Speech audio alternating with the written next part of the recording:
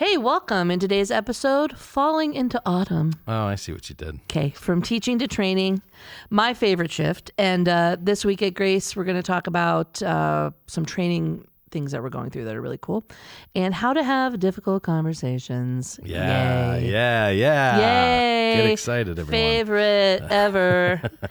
Hey, so before we jump in. Hi, Danielle. Hi, how are you? Great. Great. So we're getting to fall. Oh, we're in fall, basically. Fall in Erie, PA it's is beautiful. pristine. Yeah, it is. Sometimes it lasts a week. Yeah. Sometimes it lasts 3 months.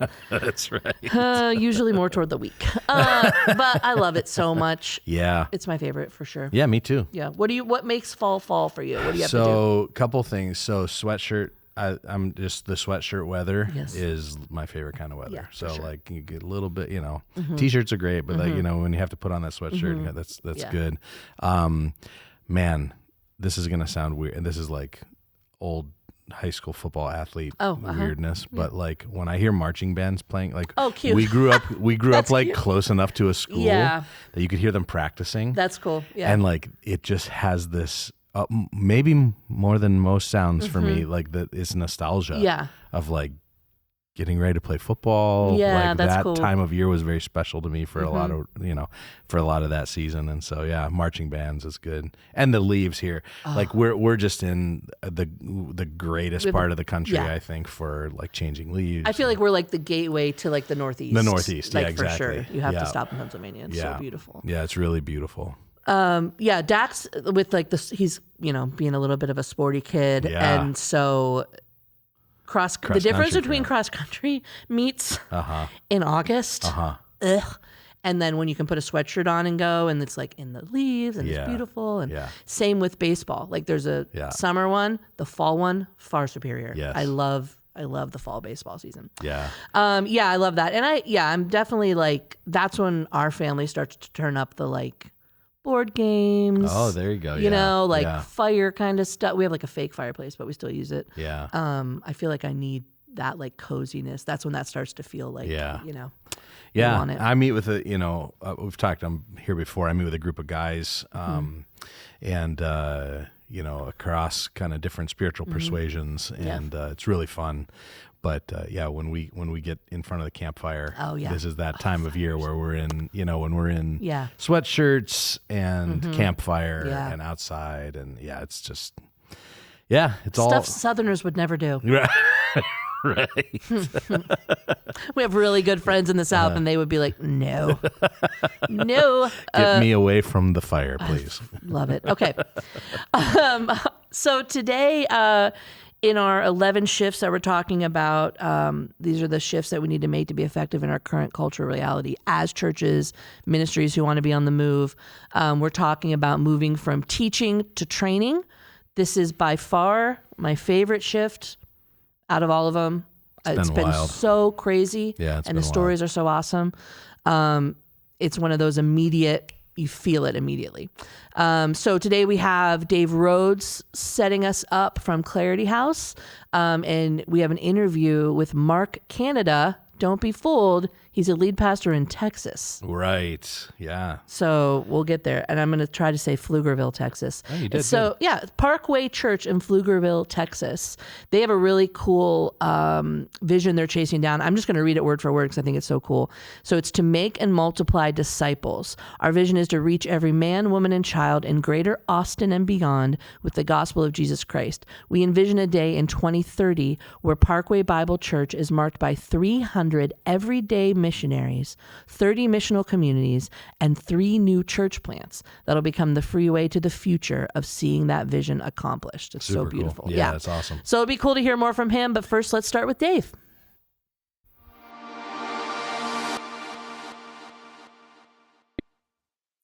Have you ever had the feeling that something was missing? Something that should be there that wasn't? If you're like me, you have this feeling every day. I mean, I'm the kind of person who feels like every time I leave the house, I've left my keys or wallet behind. Or maybe you felt this way when you bit into a bite of food that wasn't quite seasoned right. And you're like, this was really bland, and I got to get the salt and pepper really quick. If you're a Vanderbilt University football fan or a New York Giants football fan. It's the kind of feeling you have every Saturday or Sunday afternoon when you watch your team play. There's just something missing. Hey, pastors and leaders, when's the last time you felt that way about your church or ministry? There's just something missing. The truth is we feel that way a lot, and there probably are in all of our churches things that are missing, things that we wish that were there that just aren't. But one of the things that I want to just take a few moments to think about is something that's missing in a lot of American churches today, and it's something that we at Clarity House talk about as a training center. Now, when I talk about a training center, I'm not talking about a brick and mortar building. I'm also not just talking about the thing that you bring your volunteers to get them to serve better. What I am talking about are intentional, creative environments that help people acquire the competencies of becoming a disciple who becomes a leader that is sent out on mission. And in many churches today, this is the kind of environment that is so necessary for the future of the church that actually is missing from the way that we do ministry. For many of us who are pastors and leaders, we were trained to create a teaching center. And to be honest with you, I love teaching centers. I think they're phenomenal, and I think they're important for the future of the church.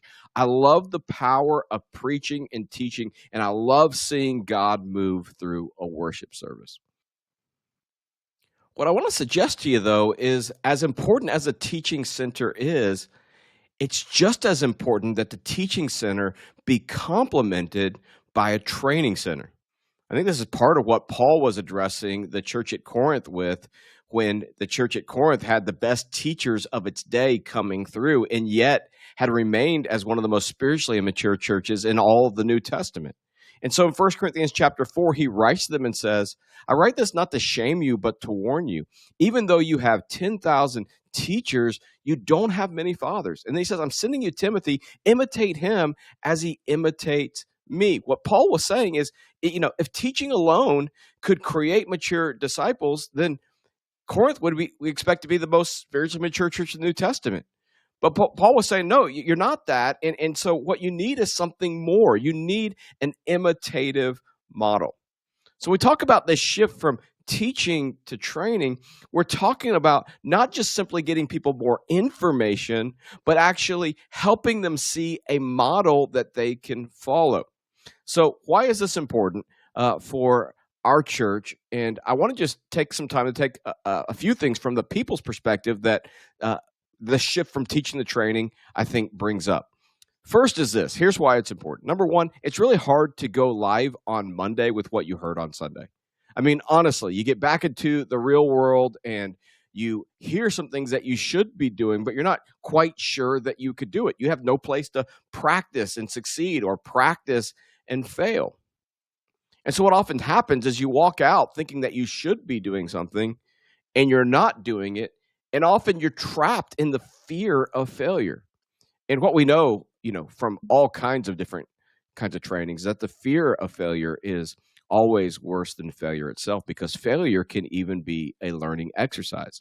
So creating a training center creates a place where people can try and succeed, try and fail. They can get real-time feedback, see an imitative model, and actually have some success before they have to go live with something.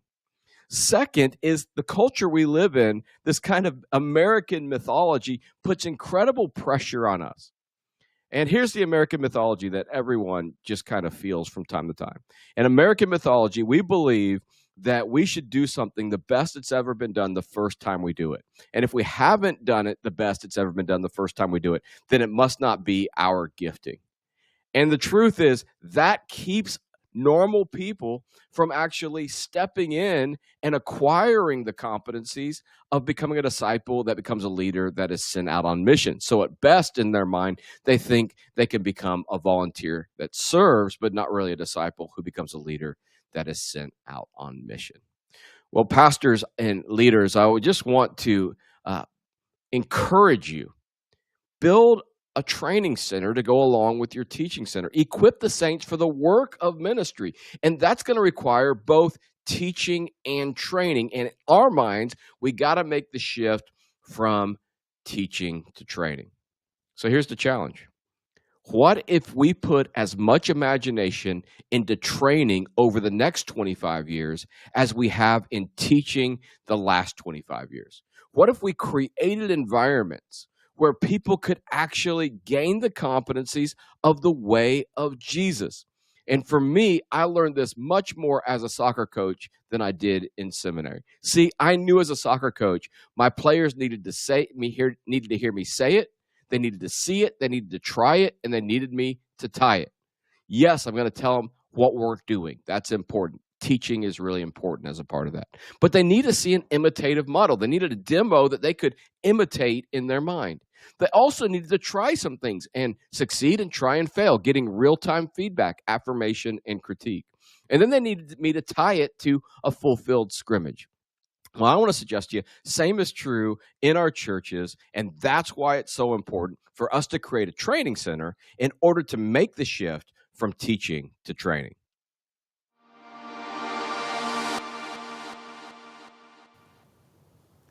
All right, I'm here with Mark Canada. Thanks to Dave Rhodes so much. Dave talks about this imitative model that he learned more as a soccer coach than as a pastor. And, this idea that, when we're in a teaching situation, there's this, myth that the first time we do it, we have to do it the right way, and we don't commit to this training situation. And so I just love how Dave talks about this. Say it, see it, tie it, try it, talks about the way of Jesus, and Rhodes is just so great at that. And I'm here with Mark Canada. Mark, so good to have you, man.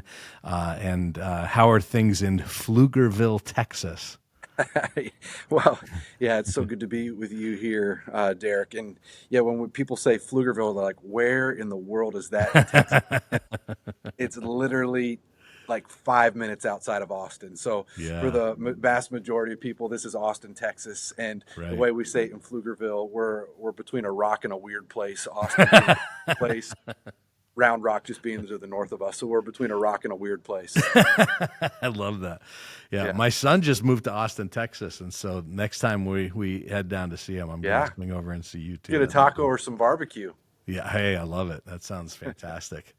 So, hey, we're talking today about from teaching to training. And I know for us, this has been like a huge, massive shift that has broken my brain at times and also really energized me at times. And I know you guys have been on a similar journey at your church there. And so can you just talk about that? Talk about your church's journey from teaching to training. What was maybe an aha moment that convinced you that teaching alone wasn't enough, that you needed to become kind of a training center and shifting the church in that direction? Yeah, no, I love that question. And for us at Parkway, right before COVID happened, we were kind of in that place where we were, passionate about preaching the gospel, starting to think about like, man, what does it look like to make disciples, help people live on mission, but kind of had that like background of an attractional, like, hey, how do we attract people to this?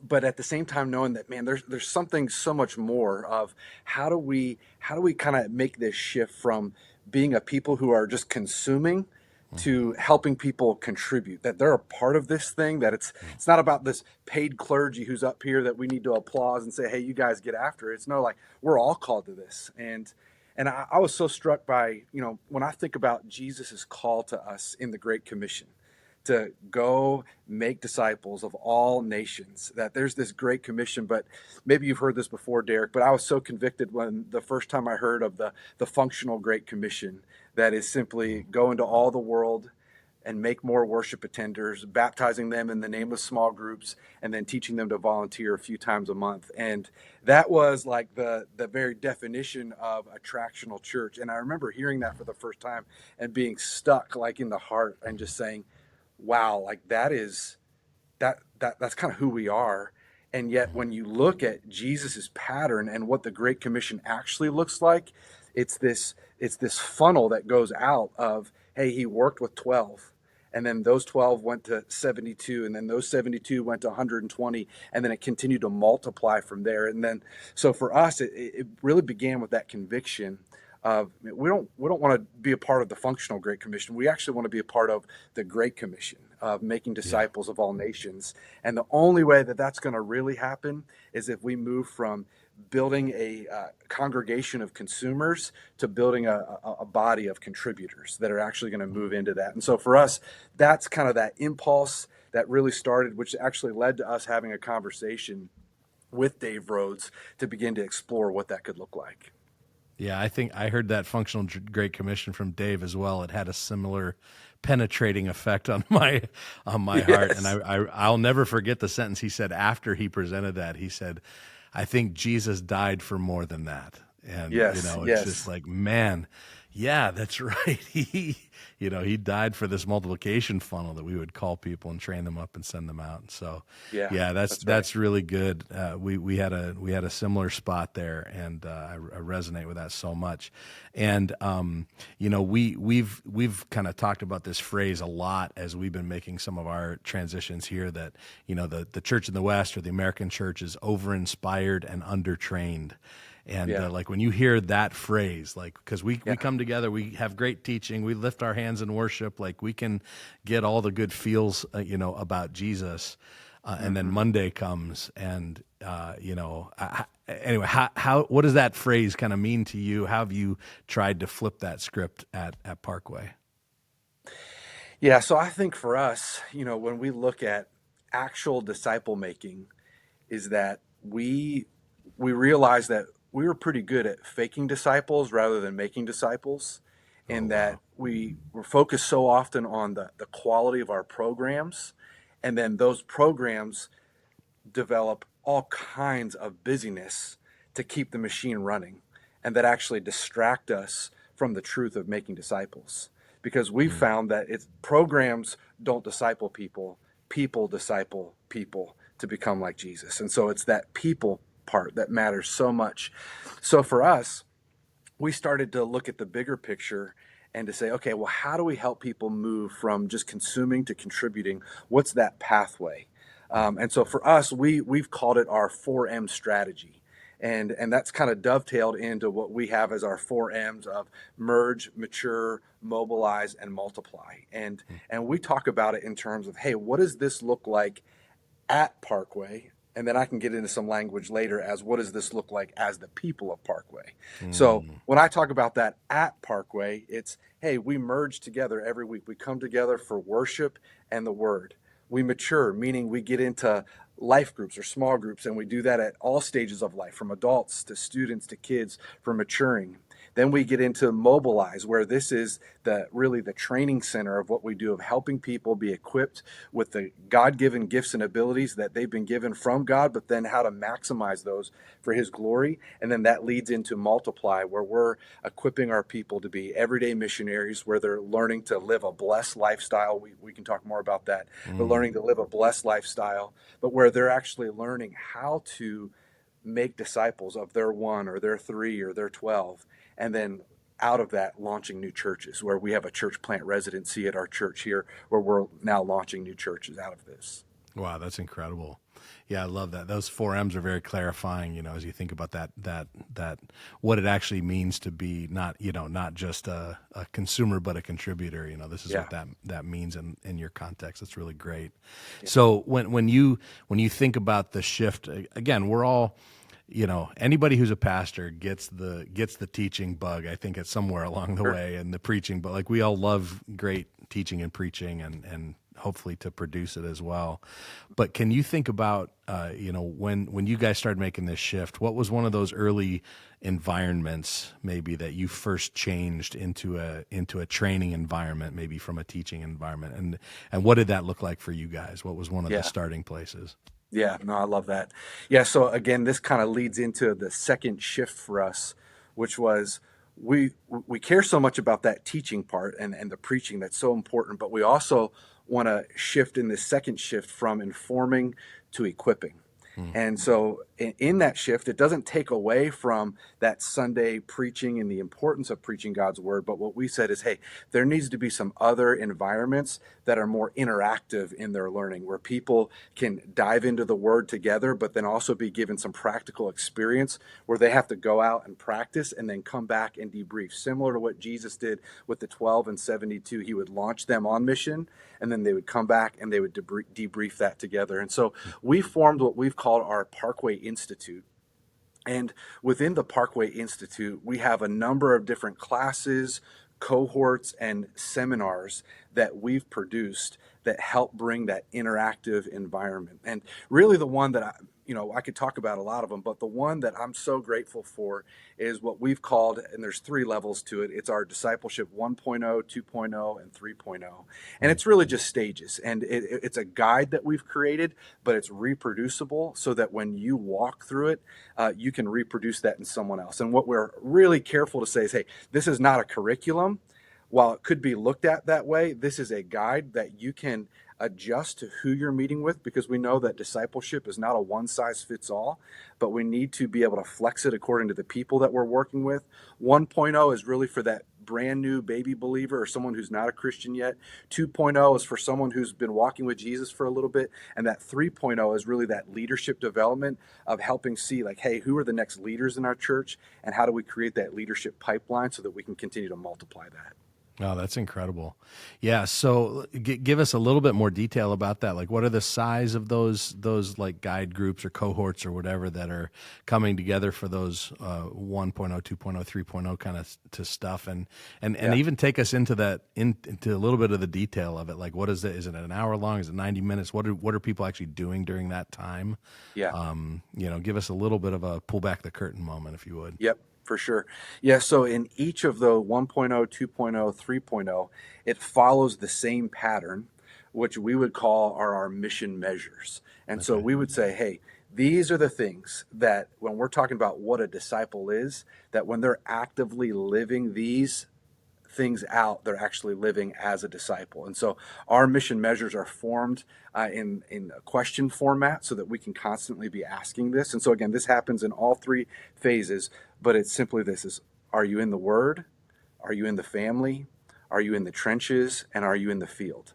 And so in each of those categories, we're breaking that down at different levels of depth and practice. So for example, when we say, are you in the Word?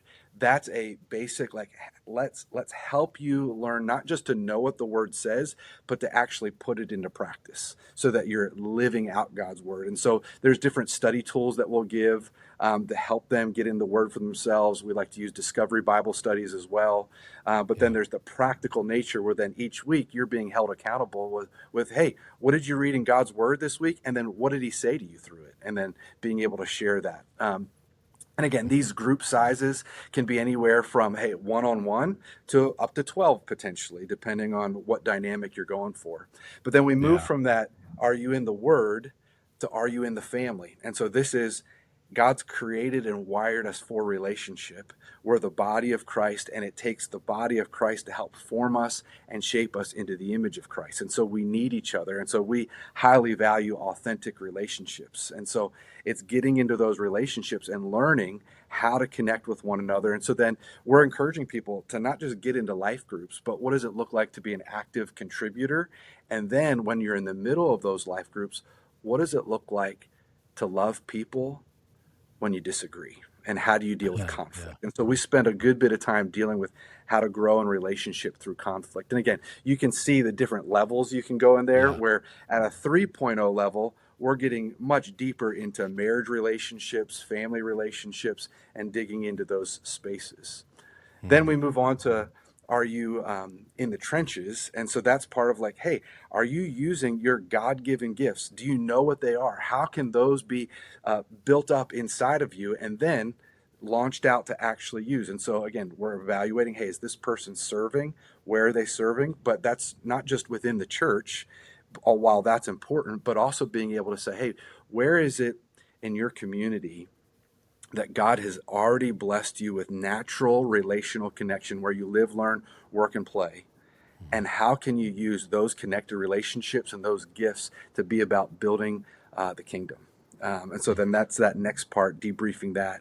And then we get into, are you in the field? And then that field part is really important, because as we talk about living an everyday missionary lifestyle, that's living that blessed lifestyle. And that's, again, begin with prayer, listen, eat with one another, serve, and then share your story and God's story, helping people live with those 5 missional practices, again, where they live, learn, work, and play, and then evaluating it. One of the things that we do with a monthly cadence is we call it our missional temperature check, where they'll check in with the person who's discipling them, or even within their life group, and just say, hey, what's your temperature on a scale of 1 to 10?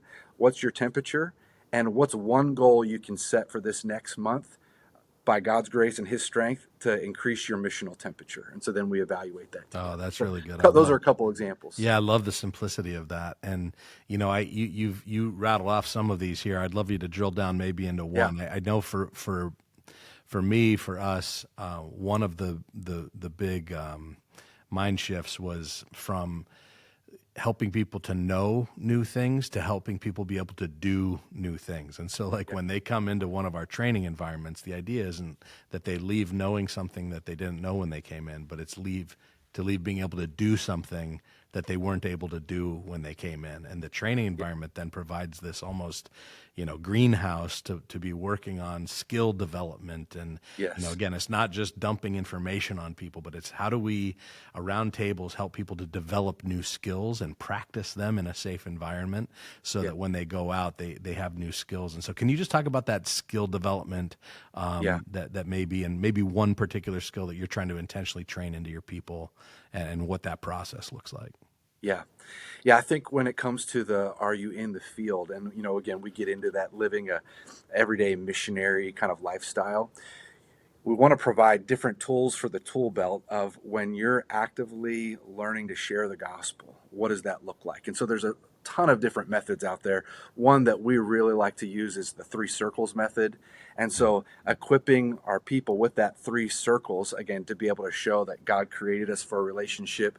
Sin broke that relationship, but God had a rescue plan through Jesus, which brings us back into a right relationship with God. So teaching them the 3 circles, and then actively giving them a chance to now go out and pray that God will open up a door for you to share the gospel, and then let's come back and debrief how it went. So that would be one example. Oh, I love that. Yeah, that's really great.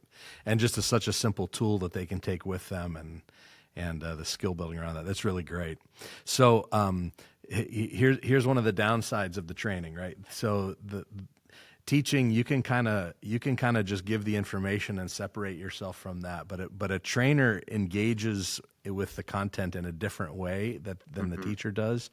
And so I just wonder about you. I've got my own story, but this is about you right now. So how have you found these kind of training environments to expose you a little bit, and what is it required of you personally to kind of find yourself as more of a trainer than just a teacher? Yeah. Yeah. I think for me, it's that maybe you can relate to this, but there's just something about a full room that's really energizing and really exciting. And I love to get to be around people. And so when there's a lot of people around and you have an opportunity to cast vision, preach God's word, and engage with people at that level, it's fun. Yeah. And at the same time, when you look at Jesus's ministry, yes, there were times where he gathered people, and this would be shift number 3 for us, but it's moving from that mindset of just gathering, but shifting from gathering to scattering. And if we're going to really scatter people, then they need to be equipped with the tools necessary to scatter, to actually go and share the gospel. And so I think part of it has been to release some of that. And not that I still don't get to do that, but it's like, hey, that's important, but this is even more important. And so don't settle for the gathering part. Like, move beyond that to what Jesus did with the scattering. And then part of that requires that up close personal relationship where, man, they can they get to see the stink that's on me. They get to Yeah. see the messiness of my own life. And when we're talking Right. about, when I'm sharing, like, hey, here's who I shared the gospel with this past week, or here's where I chickened out and I was afraid, or here's where, and we're dealing with conflict with relationships. Here's where I blew it with my kids this past week. And let me give Yeah. you a specific example. And they're seeing that up close and personal versus just a story up front. They get to hear it, see it. And yeah, there's just something about that vulnerability and the reality. And I always use this phrase, but we're all hypocrites in transition. And for them getting to see that in me, like, man, I don't have this all figured out, but I'm trusting in Jesus just like you and learning to obey Jesus just like you. Yeah, yeah, that's really compelling. I know for me, it's just like if you're right. It's one thing to kind of come up with an illustration that you can give to the room, but Yeah. when there's this almost dialogical thing going on in a training environment, and you're trying to train people in skills, it becomes very apparent very quick if you don't actually know how to do that skill yourself. Yeah. You know what I mean? It's like Yes, you can't hide behind a fancy illustration in a that's room right. like that, because all of a sudden you're going, well, here's what you do, and somebody asks a question, and if you're not doing it, it becomes very apparent that you're not doing it, and that you're trying That's to right. tell people to do something that you're not willing to do yourself. And Yeah. I don't know, it's such a great challenge. It's Mhm. annoying at times because it's like, oh man, I guess I have to do all this stuff, Yeah. and uh, and again, I love your hypocrite, and what was the phrase, hypocrite Yeah. It's that we're all hypocrites in transition. in transition. Yeah, there we go. Yeah. Yeah, I love that. My Yeah. my dad was a my dad was a high school track and field coach, and one of the reasons he was a very successful and popular coach, and one of the things that made him so popular is that he had a philosophy that he would never ask an athlete to do something that he wasn't going to do himself first. And so when we were running hills, my dad was the first one up the hill. And when we're running sprints and when like he was kind of leading the pack. Yeah. And man, it's so much easier to follow a coach like that, you Yeah. know what I mean? That Yeah. is doing it, versus somebody that's just kind of talking about it. Yeah.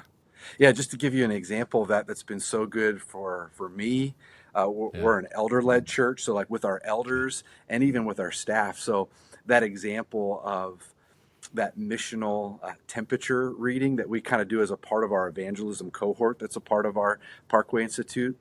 We actually do that missional temperature reading as an elder board every single month, that we're Wow. holding each other accountable to living on mission. And we do the exact same thing with our staff for the exact reason that you just said right there, that, hey, as we equip our church with this through our institute, that these things have to be true of us. Like, we've got to lead the way in this, and we can't expect others to do what we're not willing to do. Yeah, that's really great. Yeah. So you talked earlier about that reproducibility, and I Yeah. and I do think that that's one of the things that makes training different than teaching, Yeah. is that we can teach a great sermon and people can walk out and they'll remember maybe bits and pieces of it for a little bit. One of the discouraging things is to realize how few of your words people actually remember. I don't appreciate you reminding me of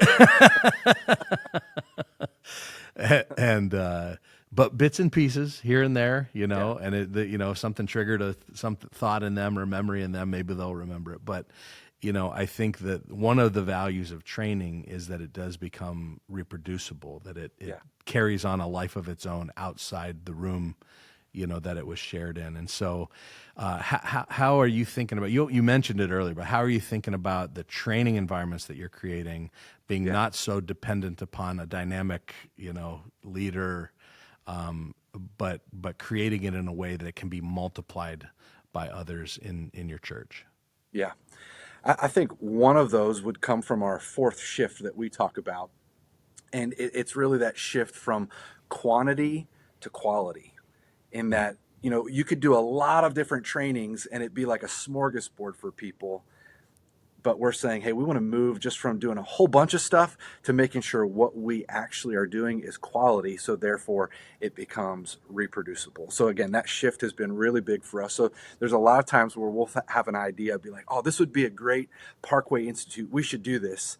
And then we hit the pause button and say, okay, remember, from quantity to Yeah. quality, Uh-huh. what are a few things that we can do well versus a lot of things that we can do mediocre? And so that's been a huge shift for us. And then so some of that plays itself out in what we're doing in our training, the materials that we produce for people, making sure that, hey, we're going to hand you something in such a way that we've thought about it so that it doesn't just stop with you, but you can actually pass this on to someone else, or you can recreate it with a group that then you decide to do. And so that's been a lot of it. That big shift for us, again, from quantity to quality, making sure that everything we're producing in those courses, cohorts, seminars are done in such a way that they can be passed on. Yeah, that's really great. And we're piloting one of our Dream Disciple training courses right now. Yeah. And so a 6-week thing, and we're actually going through. We've developed some material around the BLESS stuff that you talked about earlier, Yeah.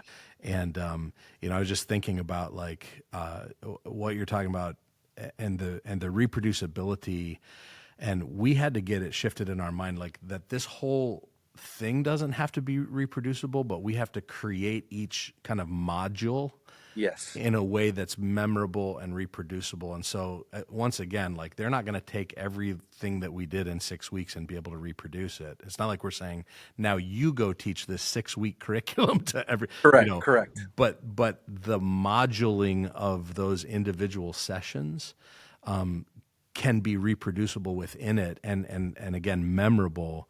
And I think that helps it to get out of the room and into the real world. Yeah. And I'll give you one quick example, then I'd love to hear any thoughts that you have. So one of the things so the BLESS, the middle one there is EAT. The E stands for EAT. And so we've been really trying to encourage our people to reclaim some of their meal times and use them for disciple making, use them for friendship, to build friendships with new people, with people that they are in existing relationships with but want to deepen.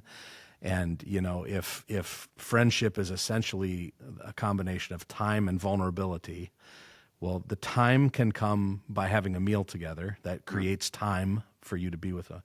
But vulnerability doesn't come naturally. You have to create it. And so we talk about what are some good questions that you could ask at meal times to create that environment of vulnerability, and can go a little deeper than just news, weather, and sports. And so in our EAT session, we actually set up the room with a variety of different eating environments. And so there was like a little coffee shop over in the one corner with some coffee, 2-person tables, high tables. We set up a break room, like a work break room in one of the other areas, and a dinner table at one of the other areas, and had people with questions at each of those environments just practice asking different kinds of questions at those tables to try to increase the vulnerability of eating. And I think about, and the reason I say that is just so our whole 6-week course isn't going to be reproducible, but people could take that one module, that 125 minutes that we spent doing that one little thing. It's going to stick in their brain a different way than if we had just taught, here's 10 questions to ask at your next meal. Yeah. And honestly, the next time they're at one of those kinds of tables, they're going to be triggered to think about this experience that they had, where they learned some questions and they learned about going a little bit deeper and that sort of thing. So again, that's kind of our version of that. What does reproducible look like? We want to create these experiences or modules in a training environment that we can't do on a Sunday morning, that's going to help people to really apply some of the principles, in their real life. Yeah.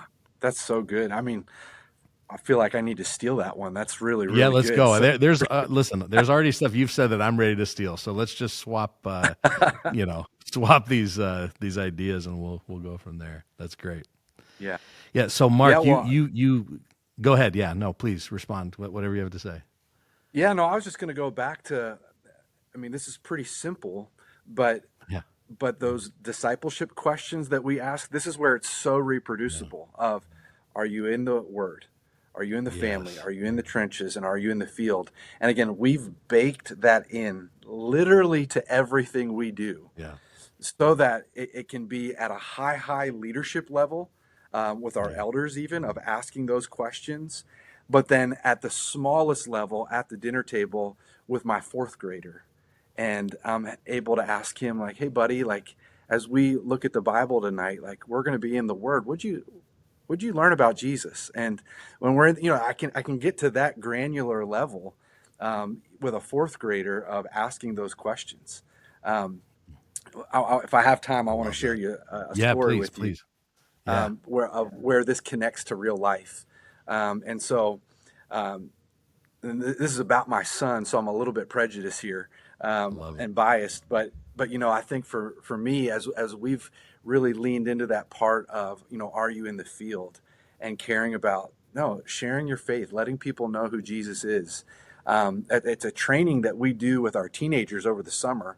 And we actually launch our teenagers out, and we call them our Parkway Kids Clubs. But we go out into homes, in the community. Think like VBS, but like in the community at In the people's streets. I homes, love it. in Yeah. the street. Yep. Yeah. And so our teenagers are trained to share the gospel in those environments. And so my sons participated, like literally in our driveway with neighborhood kids participating in this. So he's in fourth grade and he's at school. This is just this past week. He's at school and he's talking with his friend, and he just asked him the question like, "Hey, do you go to church?" And the kid's like, "Oh, no, I don't know anything about that." And then my son Matthew goes, "Well, do you know your ABCs?" And the kid's looking at him like, "What are you talking about?"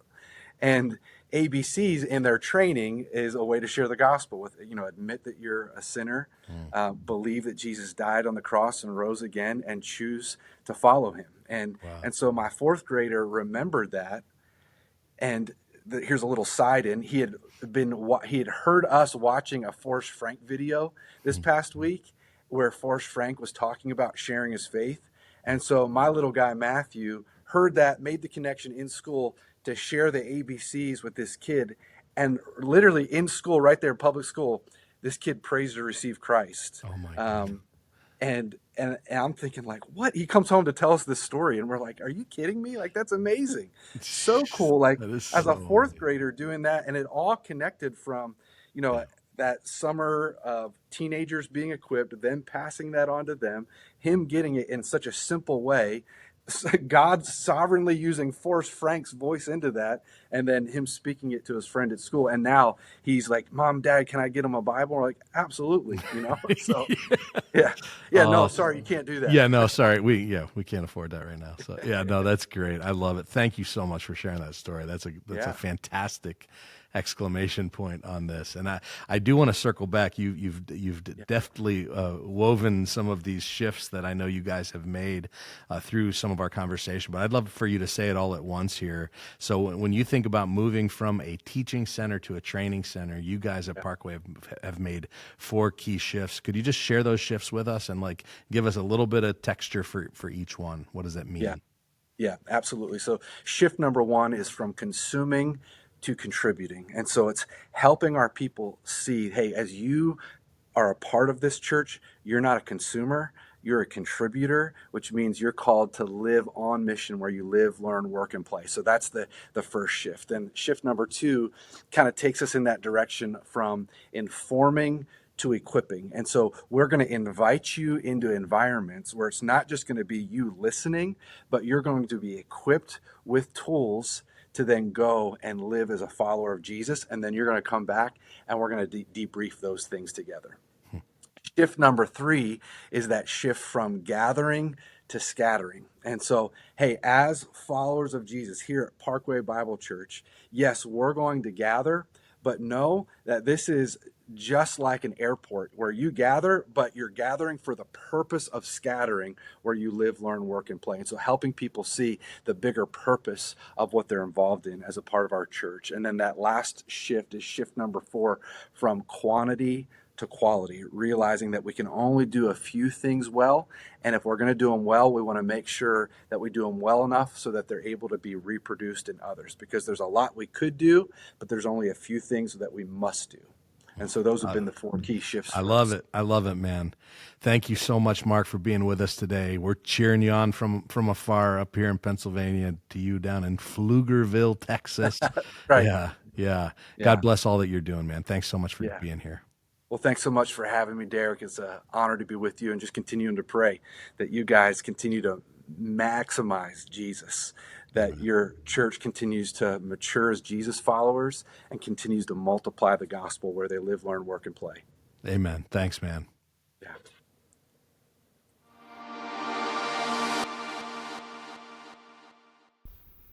Okay, welcome back. That was awesome. Yeah, it's such a great discussion. Favorite shift for Yep. sure.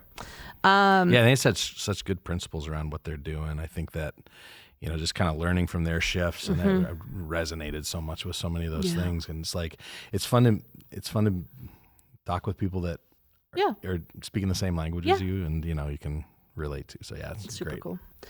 All right, so let's move on. We're going to talk about what happened at Grace this week, behind the curtain. What I thought we'd talk about is the experience that we're having, really shifting from the whole teaching to training thing. You and Sarah, Scott, some others are doing some work on retooling curriculum, writing curriculum for the first time around our Dream Disciple roles. Yeah. And you guys have had some really cool stories come out of those recently, some pilot stories. Yeah, it's been great. So we're in week 4 of 6. Both of we're kind of launched a couple of them at the same time, and are seeing multiple classes through. Some of the same classes. One of them is a brand new pilot for our Dream Disciple role, Intentional Friend, and wow.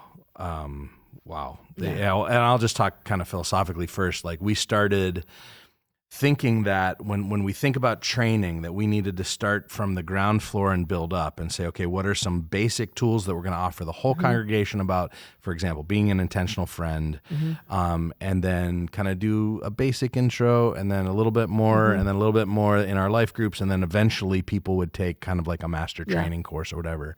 And we figured out along the way that it's probably better to start with the master training. So figure out the 6-week course that you want to take people through, and all of the tools and exercises that are part of that experience.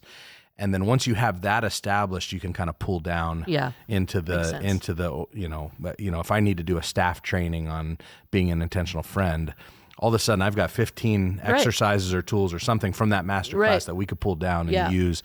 And so that was just a bit of I don't know if that's helpful to anybody, but that the starting with the full breadth of what we want to train our people to do, and then kind of work our way backward, was a big learning along the way, because I feel like we started down the wrong path and then course corrected. But Handcrafted is our embedded influencer course that we're going to adapt for that. But it's something that I was able to help develop with Clarity House to help people find and name their 2-word calling. So we've got 3 of those courses going at once now, about 12 to 14 people in each. And then we've got the pilot for our Intentional Friend course, which is about 20 people in there. Cool. And the stories are unbelievable. I mean, we sat there last night afterwards and practically cried. Our trainers, just the people come up. I'm saying, one guy came up just in full tears and after the class, and said, "This has transformed everything about how I operate my life." Yeah, and he's like, "I was at a hayride the other night with my family or whatever, and this guy that I had talked to before, again, this is the intentional friend training." Yeah. I could see he wasn't doing great, and we had just learned about asking good questions and progressing deeper questions. And so he said, I just asked him a question or whatever, and he said after he was the one driving the tractor, owned the farm, dropped the kids off, and it was just this guy and him, and he turned to me and just said, "Can I confide in you?" And started talking to me, and he goes, and I told him, "Can I pray for you?" He's like, "It's the first time I've ever prayed for somebody." Can I pray for you right now? Can I pray for you right now? And he's like, I put my hand on him. My wife was there. She put her hand on him. He was going through some stuff, and we prayed for him. This guy's bawling. Oh my gosh. He's like, I never would have known how to do that. I never would have had the guts to do that. But because we're learning not just principles, but we're practicing in the class. And this is the key. We talked about that. This is the key. It's not just helping people to know new things. It's helping to be able to do things that they couldn't do when they came in, and to practice and my goodness, I could tell. I mean, we could spend podcasts and podcasts and podcasts. The handcrafted one has also just been incredible as people are going through these processes of figuring out how has God made me to operate in the world. What has he given me? Where has he placed me? And for them to begin to put words to, here's who I'm called to be in every room I walk into. Yeah. And to see those light bulbs go off, and to see people wrestling through some of their past experiences, and like, oh my goodness, because everybody has a life story and we live our life story, but very few people interpret it. Yeah, that's good. And the interpretive work is what helps us to break cycles. It helps us to step into, say, I want to repeat this thing, or this is a thing I want to continue. And to watch people like come to grips with like, oh my gosh, that happened to me when I was 10. Right. I never realized how much it marked me and made me who I am today. Yeah. But like, if I can go back and go, okay, how has God redeemed that? And what does he want to do with that? And how has he postured and positioned me to like actually make a difference because that thing happened to me? Oh my goodness, Danielle. I mean, it has been, for me, the some of the most moving, month, 4 weeks, four of my ministry. I'm sure. 30 years. Because it's just watching people make the connections of like, oh, this is not just something I learned in church or I heard in a sermon. Like, I know how to do this. I know how to do this now. Yeah. I can walk it out. I can, and it's impacting my Monday to Friday, not just my Sunday. So anyway, listen, one of the things I am most thankful for through this whole entire process is that we stopped assuming that people knew everything they needed, everything they needed to do what they needed to do. It's true. And we've had jokes forever. Like, you could start repeating your sermons from 5 years ago, just straight through, and no one would notice. The reason they wouldn't notice is because it's just knowledge. Right. It's not It's not moving, and I'm not. No, it's true. No, it's but true. You know what I mean. The and style of it, right? And they might remember a bit or pieces from here or there. And oh yeah, I remember that story or something like that. Yes. But like the totality of sermon, like people don't remember that Monday. No, it's like books. It's like books from school. Right. You only remember the ones that you need for your life. Like, but like, I'll give you an example. So one of the trainings that we did last night in our intentional friend training class is, so one of the skills we're trying to build is how to have great meals. How to have great meals with a friend that are meaningful. Yeah, because we're saying true friendship is a combination of time and vulnerability. So you have to spend time together and you have to have increasing levels of vulnerability for that person to be called a true friend. Yeah. Okay. Yeah. So we're saying mealtime is a great time to get both, to get time and vulnerability. You have to be intentional. You get automatic time, but you have to create the vulnerability. So one of the ways to do that is to have good sets of questions that you talk about over meals, and you can dive into each other's lives. And so last night, again, in a training environment, we could have talked about that and just taught it. Yeah. But we set up in the room a couple of bistro tables, a lunch break room, and a dinner table. Yeah. And had people choose their environment, and then we did had a series of questions that people just practiced asking questions over. We had food there, we had drinks there. So like we wanted them to feel how to eat food and to drink and to be talking, how to do that.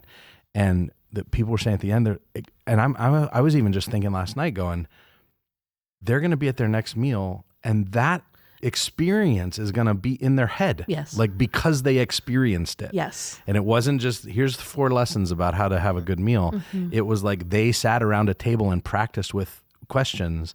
And I don't know. I'm such a convert. Oh, no kidding. To the whole training module versus and again, teaching is good. Right. We have to keep teaching. Yeah. We have to keep preaching the gospel. Of course. No question. But my. And I think one of Dave's early challenges to us is he said, what if we put the time and energy into our training environments that we do into our teaching environments? Yeah, that's good. And that's what we're trying to do. And it sounds, when you say it, sounds like, what okay, it sounds elementary. It sounds like, but we are all just like kids trying to learn stuff. And yeah, you're not making them play with Play-Doh or anything, but like you're making experiential, which is so huge to transform those environments. That's really cool. Yeah. Really cool. Okay, let's move to our last segment, tips and tools. We've had a lot of tools, but I think this is our first This is the first tip. This is the first tip. Just in case anyone has their hashtags, we've had this is our tip number 1. Here we go. And this, of course, is going to be great. And sarcasm. Just kidding. This is awesome. Conflict. Yeah. So yeah, I think, man, I heard Sheila Heen. I don't know if you remember that name. She was at the GLS a few years ago, but she talked about hard conversations. And I thought this was just so profound. She said, most people go into hard conversations and walk away answering these 2 questions. Did I stay calm, and were my intentions good? And she's like, those are the wrong questions for hard conversations. Yeah. She said, the real questions are, did we talk about the real issue?